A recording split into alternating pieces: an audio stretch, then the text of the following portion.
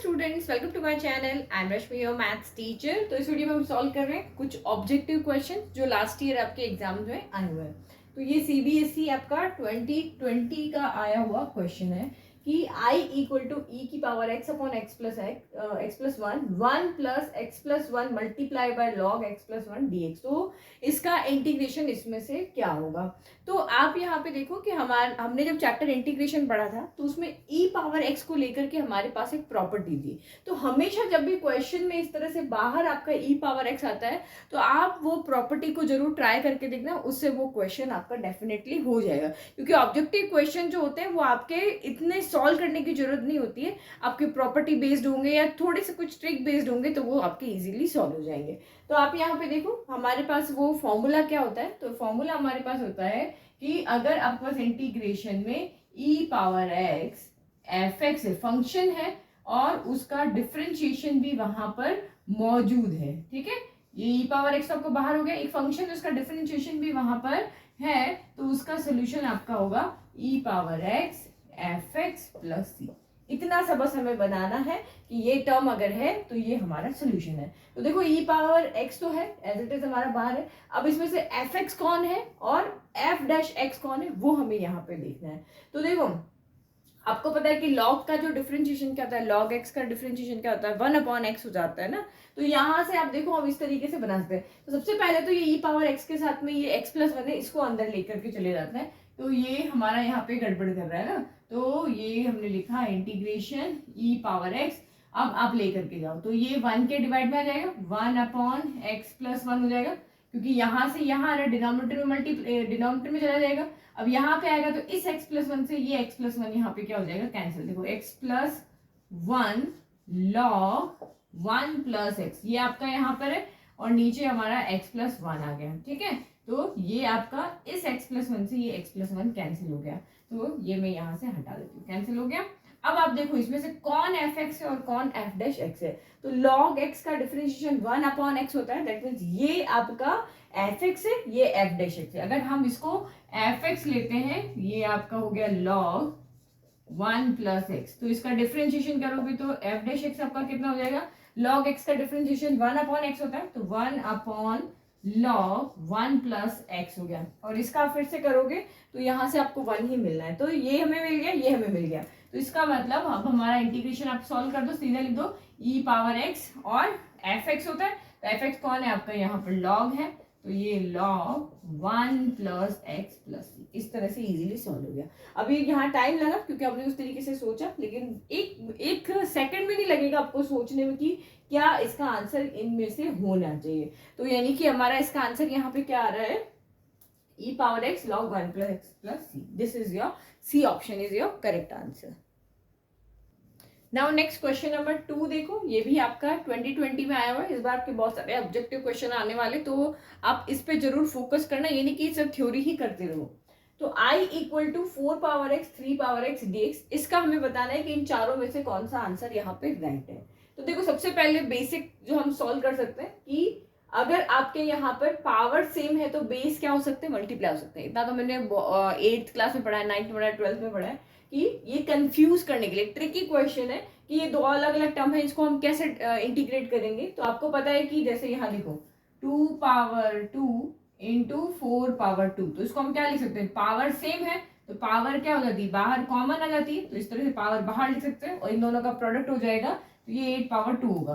तो सेम यहाँ पे भी क्या होगा, 4 पावर x है, फिर ये आपका 3 पावर x है, तो 4 मल्टीप्लाइड बाय 3 और x इसका बाहर आ गया, तो ये क्या हो गया, 12 पावर x हो गया। तो दैट मीन्स हमें इसका इंटीग्रेशन ना करके इसका इंटीग्रेशन करना है। तो ये आपका कितना हो गया, integration of 12 power x dx। तो ये देखो ये जो फॉर्मूला है, ये फॉर्मूला हमारा है integration of a power x, नीचे कांस्टेंट है ना, तो integration of a power x dx हो गया। और a पावर x dx का क्या इंटीग्रेशन होता है, a power x log of a, या इसको n में भी लिख सकते हैं, और ये प्लस c हो गया। ये हमारा यहाँ पे क्या है, फॉर्मूला है। तो इसका कितना हो जाएगा, a पावर x यानी 12 पावर x का 12 पावर x ही रहेगा, नीचे log ऑफ a, तो यानी इसको हम क्वेश्चन की फॉर्म में इन a कितना है आपका 12 और प्लस आपका c हो गया। तो इसमें से कौन सा आंसर राइट है, option A is your right answer. ठीक है, इजी। तो ये भी हमारा क्वेश्चन इजी था, डायरेक्ट हो गया, सीधा फॉर्मूला बेस्ड, वो वाला क्वेश्चन भी सीधा फॉर्मूला बेस्ड। तो ऐसे ही क्वेश्चन एग्जाम मिलेंगे। नाउ नेक्स्ट देखो, नाउ नेक्स्ट क्वेश्चन इंटीग्रेट करना है हमें 1 to e, डेफिनेट इंटीग्रल है log x upon x dx का। तो देखो यहाँ तो आपको बहुत इजी वे में दिख रहा है कि अगर मैं यहाँ पर log x को t मान लेते हैं तो 1 अपॉन एक्स डी एक्स क्या हो जाएगा, dt हो जाएगा। तो सिंपल क्वेश्चन है ये, आपके इनमें से कोई भी एक आंसर आपको बताना है। तो देखो यहाँ ये डेफिनेट इंटीग्रल है तो लिमिट भी आपकी चेंज होगी, इसलिए आप यहाँ पे ध्यान से देखना। तो देखो मैं इस क्वेश्चन को यहाँ पे ऐसे लिख सकती हूँ, I equal to integration 1 to e, ये मेरा log x अलग हो गया और इनटू 1 अपॉन एक्स dx हो गया। तो इसमें से किसको लेट करोगे, जिसका डिफरेंशिएशन हमें आता है या जिसका डिफरेंशिएशन यहाँ पे है हम उसको लेते हैं। log x का डिफरेंशिएशन यहाँ पर है तो उसको t मानेंगे। तो let log x equal to t। तो दिस इंप्लाइज करो डिफरेंशिएट x के रिस्पेक्ट में, तो log x का डिफरेंशिएशन 1 अपॉन एक्स और ये dx इक्वल टू आपका dt हो गया। तो दो में से आपकी एक टर्म यहाँ पे कैंसिल हो जाएगी, सिर्फ log x बचेगी। अब देखो आपने इसको चेंज किया है, अब लिमिट भी आपकी चेंज होगी क्योंकि हमने यहाँ पे फंक्शन को x से t की फॉर्म में चेंज कर दिया। तो लिमिट भी जो x की थी वो अब t की कहलाएगी। तो यहाँ देखो अगर when x इक्वल टू 1 है तो t कितना हो जाएगा, अगर आप x की जगह पे 1 रखोगे log 1 की वैल्यू क्या होती है, 0। तो this implies t equal to आपका 0 हो गया। फिर आप नेक्स्ट यहाँ पे देखो when x इक्वल टू आपका e है तो log e की वैल्यू कितनी होती है, तो नीचे बेस होता है ऊपर भी, यानी कि इसकी वैल्यू होती है 1। तो यहाँ से आप देखोगे तो t इक्वल टू आपका 1 हो जाएगा। तो आपकी लिमिट अब चेंज हो गई। लिमिट चेंज करना मोस्ट ऑफ टाइम बच्चे भूल जाते हैं, तो लिमिट को जरूर चेंज करना क्योंकि सोल्यूशन सारा आपका आता है बट लिमिट चेंज करना इतना भी कोई टफ नहीं है इसके अंदर ना। तो 1 की जगह पे हम 0 रख देंगे और e की जगह पे 1 रख देंगे। log x की जगह हम t रख देंगे, 1 अपॉन एक्स, ये 1 अपॉन एक्स dx की जगह हम dt रख देंगे। तो t का तो इंटीग्रेशन सबको आता है, इंटीग्रेशन ऑफ x की पावर n+1 अपॉन n+1। तो t की पावर 1 है तो 1+1 यानी 2 और नीचे भी आपका 2 हो गया। और अब हमें यहाँ पे लिमिट को लगा करके सॉल्व करना है। अच्छा इसमें c आ जाएगा नहीं तो 1 रखो तो अपर लिमिट, तो ये हो गया 1 स्क्वायर यानी 1/2, फिर माइनस, फिर 0 रखो तो 0/2 यानी 0, यानी आंसर आपका कितना आ रहा है 1/2। तो option A is your right answer. ठीक है, नेक्स्ट देखते हैं। नाउ नेक्स्ट क्वेश्चन है integration 1 upon sine square x cos square x dx। तो आपको सबको पता है कि ट्रिग्नोमेट्री में जो हमें फॉर्मूला पता है उसी टर्म में हम इसको चेंज करते हैं ताकि हम उसको फॉर्मूला लगा करके सॉल्व कर सकें। देखो 1 अपॉन साइन क्या होता है, तो कॉसेक होता है, 1 अपॉन कॉस क्या होता है, सेक होता है। तो अगर मैं इन दोनों को ऊपर ले जाती हूँ तो ये क्या हो जाएगा, integration of cosec square x sec square x हो जाएगा। लेकिन इसका हमें फॉर्मूला नहीं आता है। ठीक है, अगर आप यहाँ पे ऑप्शन को देखोगे तो tan cot ही यहाँ पे चल रहा है। तो tan कहाँ पे आता है, integration of sec square x में आता है। cot कहाँ आता है, integration of cosec square x में आता है। बट ये दोनों के बीच में यहाँ तो यहाँ प्लस होना चाहिए या फिर यहाँ माइनस होना चाहिए, तभी हम ये वाला आंसर यहाँ पे ला सकते हैं। प्रोडक्ट की फॉर्म में आपका आंसर नहीं आएगा। तो क्या करते हैं, इसको हम इन्हीं फॉर्म में आंसर को देखते हुए हम integration of sec square x और कॉस एक्स स्क्वायर एक्स की फॉर्म में इसको चेंज करते हैं। तो कैसे कर सकते हैं, तो आपको फॉर्मूला 1 का यहाँ पे आइडेंटिटी हमने पढ़ा हुआ है क्लास 10 में कि 1 का मीनिंग क्या होता है, sine square x plus cos square x. ये हम रखते हैं sine square theta plus cos square theta की वैल्यू क्या होती है, 1 होती है। और डिनोमिनेटर में आपका यहाँ पर क्या हो गया, sine square x cos square. तो अब आप अगर इनको सेपरेट कर लो, इसके नीचे ये दोनों लिख दो, इसके नीचे ये दोनों लिख दो, तो यहाँ जब आप ऐसे लिखोगे तो साइन से साइन कैंसिल हो जाएगा, क्या बचेगा, integration of 1 upon cos square x बचेगा। और जब आप इसके नीचे लिखोगे तो कॉस से cos cancel, 1 upon sine square x बचेगा। तो ये हमने यहाँ पे लिख दिया। ठीक है, तो अब आपको पता है 1 अपॉन कॉस स्क्वायर एक्स क्या होता है, तो इंटीग्रेशन ऑफ ये आपका यहाँ पर हो गया सेक स्क्वायर एक्स और ये कितना हो गया 1 अपॉन साइन, तो ये हो गया कॉस एक्स स्क्वायर एक्स और ये आपका dx हो गया। तो integration of sec square x क्या होता है, तो integration of sec square x होता है tan x। Integration of cosec square x क्या होता है, तो माइनस का कॉट एक्स होता है। साइन का ध्यान रखना है, ठीक है, प्लस ही। अगर आपने यहाँ पे माइनस का ध्यान नहीं रखा तो आपका ये आंसर राइट हो जाएगा, बट एक्चुअल में आपका ऑप्शन बी राइट है क्योंकि ऑब्जेक्टिव में सॉल्यूशन नहीं देखते हैं, आपको पॉइंट्स के मार्क्स नहीं मिलेंगे। अगर राइट है तो राइट है, रॉन्ग है तो रॉन्ग है। तो यहाँ पे आपका कौन सा आंसर राइट है, तो ये वाला आंसर आपका यहाँ पे राइट है। चलो नेक्स्ट क्वेश्चन देखते हैं। नेक्स्ट क्वेश्चन, आपको इंटीग्रेट करना है e power x 1 minus x upon 1 plus x square का होल स्क्वायर। तो ये सारे क्वेश्चन आपके 2020 में है, क्योंकि अभी क्या हो गया, आपके जैसे जैसे स्टेट चेंज हो रहे हैं वैसे पेपर भी चेंज हो रहे हैं। तो बहुत सारे क्वेश्चन है हमारे पास देखने के लिए कि एग्जाम पास्ट ईयर क्वेश्चन कि आप उससे प्रैक्टिस कर सको कि एग्जाम के लिए कौन कौन से क्वेश्चन, किस तरह के क्वेश्चन आपके सेलेक्ट किए गए। तो ये आपका, मैंने आपको अभी कहा था कि e पावर x जब भी आपका प्रोडक्ट फॉर्म में हो तो यही आइडेंटिटी लगानी। अभी जस्ट पहले भी हमने क्वेश्चन किया कि integration of e power x F X plus F dash x D जो होता है वो e power x F x होता है। इस तरह का क्वेश्चन जब भी आता है तो ये प्रॉपर्टी आपके माइंड में होनी चाहिए। अब बस हमें इस क्वेश्चन को इस फॉर्म में चेंज करके देखना, अगर इस फॉर्म में चेंज हो जाती है तो ये प्रॉपर्टी लगा देंगे, अदरवाइज हम किसी और तरीके से सॉल्व करेंगे। तो सबसे पहले देखो ये स्क्वायर है तो हम स्क्वायर को यहाँ पे सेपरेट करते हैं। तो ये इंटीग्रेशन हो गया e power x as it is रह गया। सबसे पहले इसको लिख लेते हैं 1 माइनस एक्स का होल स्क्वायर और ये आपका हो गया 1 प्लस एक्स स्क्वायर का भी होल स्क्वायर। ये जो पावर 2 है ये दोनों के पास में चली गई है। अब हम यहाँ पे क्या करते हैं, dx हो गया। तो अभी भी हमें नहीं मिल रहा आंसर, तो अब यहाँ पे क्या करते हैं, इसको हम ओपन करके देख लेते हैं ब्रैकेट को।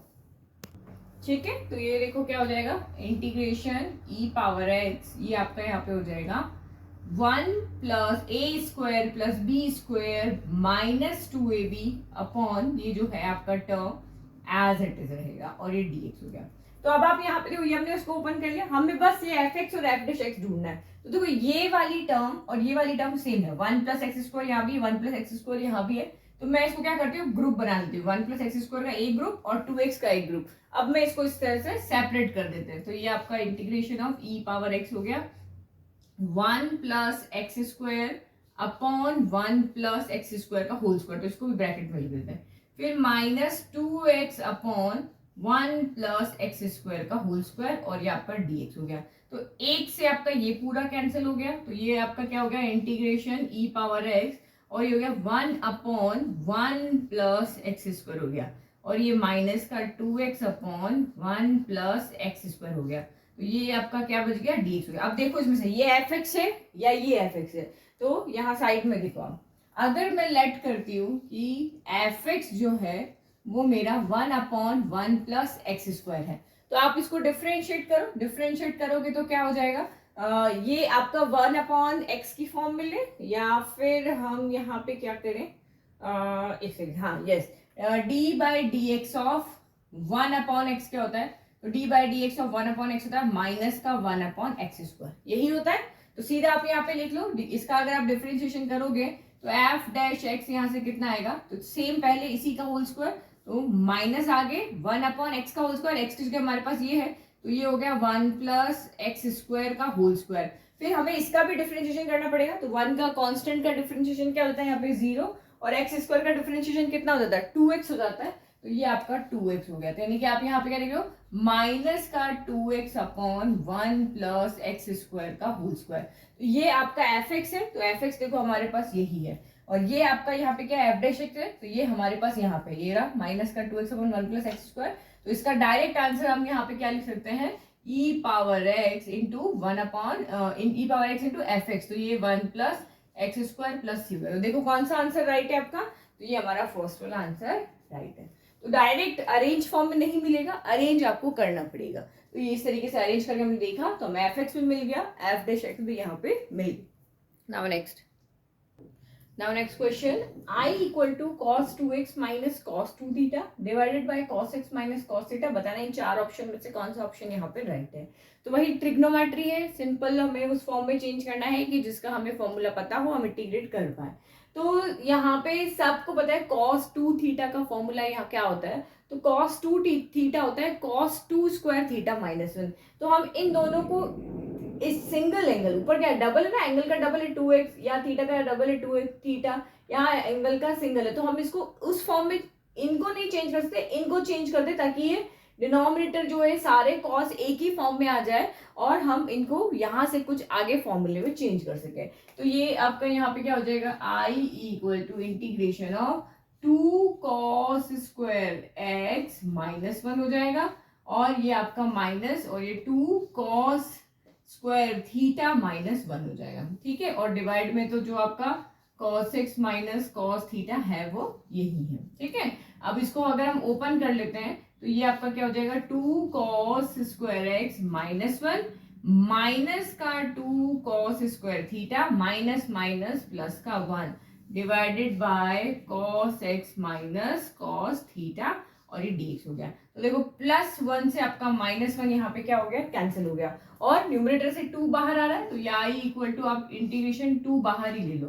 तो ये आपका क्या बन जाएगा, ये यहाँ से जो बनेगा वो इधर लिख दिए, ये बन जाएगा न्यूमरेटर आपका cos square x minus cos square theta बन जाएगा। तो ये a square minus b square है तो हम यहाँ पे a plus b a minus b लिख सकते हैं।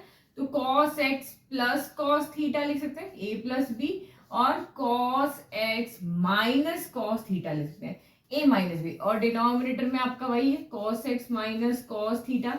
तो ये देखो इससे ये पूरा का पूरा टर्म आपका कैंसिल हो गया। तो बचा क्या सिर्फ यहाँ पे, तो यहाँ आपका बचा है इंटीग्रेशन ऑफ 2 हमारा बाहर था, ये बचा है cos x plus cos theta dx। अब आप गलती क्या करोगे वो भी बताऊंगे, ठीक है। तो इंटीग्रेशन ऑफ cos x क्या होता है, तो इंटीग्रेशन ऑफ हमारा cos x होता है sin x। तो ये आपका यहाँ पे क्या हो गया sin x हो गया। अब इंटीग्रेशन ऑफ cos थीटा क्या होगा, तो क्योंकि हम x के रेस्पेक्ट में इंटीग्रेट कर रहे हैं तो cos थीटा यहाँ पे हमारा कॉमन है, कांस्टेंट है सॉरी, है ना। cos थीटा यहाँ पे जैसे कि cos 45 है, cos 90 है, इस तरीके से ये कांस्टेंट है और कांस्टेंट के इंटीग्रेशन में क्या होता है x आ जाएगा, x के रेस्पेक्ट में कर रहे हैं तो ये आपका यहाँ पे इंटीग्रेशन ऑफ cos थीटा क्या हो जाएगा, cos थीटा को इस तरीके से हम बाहर ले लेंगे और इंटीग्रेशन ऑफ dx होगा। तो इंटीग्रेशन dx क्या होता है, x होता है तो x cos थीटा हो गया और ये लास्ट में प्लस थी। तो कौन सा ऑप्शन आपका राइट है, तो ये फर्स्ट वाला ऑप्शन आपका राइट है, x ये 2 sin x plus x cos theta plus c। तो आई होप आपको ये सारे इंपॉर्टेंट जो हमारे क्वेश्चन है वो समझ में आ रहे हैं। चलो एक और क्वेश्चन देखते हैं यहाँ पे। तो इंटीग्रेट हमें यहाँ पे करना है cos root x upon root x dx। तो जब भी आपके इंटीग्रेशन में रूट एक्स जहां भी आए, किसी भी टर्म में आ जाए, तो आप यहाँ पे क्योंकि रूट एक्स का हमें इंटीग्रेशन डायरेक्ट यहाँ पे नहीं कर सकते क्योंकि एंगल की फॉर्म में यहाँ पे cos theta, integration of cos theta sin theta होता है, लेकिन इसका क्या करेंगे, तो जब भी आपको क्वेश्चन में कहीं पर भी रूट मिल जाए तो आप उसको टी स्क्वायर लेट कर लो। टी स्क्वायर लेट करेंगे तभी तो यहाँ से रूट हटेगा। तो हमें एक्चुअल में क्या होता है, रूट का कोई भी टर्म है तो उसका रूट यहाँ से हटाना होता है। तो रूट तभी हटेगा जब वो टर्म स्क्वायर की फॉर्म में हो। तो एक्स यहाँ पे अगर रूट एक्स की जगह में यहाँ पे क्या रख दूंगी, टी स्क्वायर रख देंगे, नहीं रूट एक्स की जगह नहीं, एक्स की जगह टी स्क्वायर रखेंगे तभी तो कैंसिल होगा। एक्स की जगह आप टी स्क्वायर रखोगे तो रूट से ये स्क्वायर क्या हो जाएगा, कैंसिल हो जाएगा।